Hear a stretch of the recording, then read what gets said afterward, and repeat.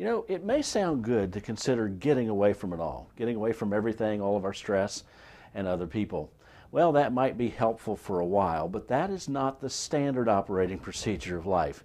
In fact, God intends for us to live in community. It is not very efficient, healthy, or productive for us to try to be all alone and do everything all alone. Let's talk about how we can engage in community and find God's path to health for ourselves.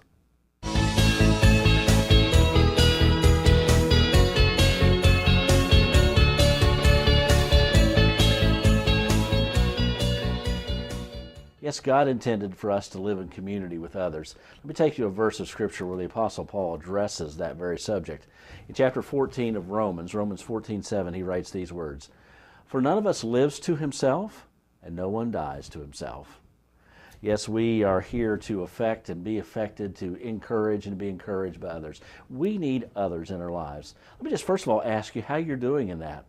Do you have others in healthy relationships around you? Are you seeking to serve others in relationship and in community? Maybe you just need to ask yourself this question. Is there someone I need a reapproachment with? Is there someone I need to reach out to and be there for? Take a little look inside and see about that. But secondly, you know, we need to be engaged with family. That's God's primary unit of community.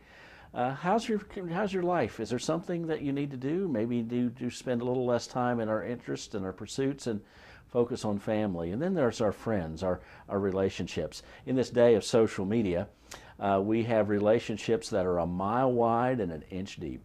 Sometimes we need to put down the phone and we need to actually engage in human conversation. But God has given us a wonderful gift of this thing called the church, the community of believers for us to thrive spiritually in, to use our gifts and to receive the benefit of others' gifts, to worship God collectively. A recent study concluded that church members in the United States have reached an all-time low of church attendance. In fact, the average church member attends worship services only 1.7 times per month on average. Let me just ask you a question. How are you in engaging with the community of believers? Are you above average or below average? Maybe in all of these venues, our family, our community, and our church family, maybe in all those venues we need to ask how we're doing. God never intended us to live in isolation. We need others. Even those people that sometimes are abrasive and are like sandpaper in our lives, they're there to smooth out the rough spots. And those people that encourage us, we need them. And someone needs your words of encouragement to do. So let's just spend a little time today engaging in community. It's a healthy way to live.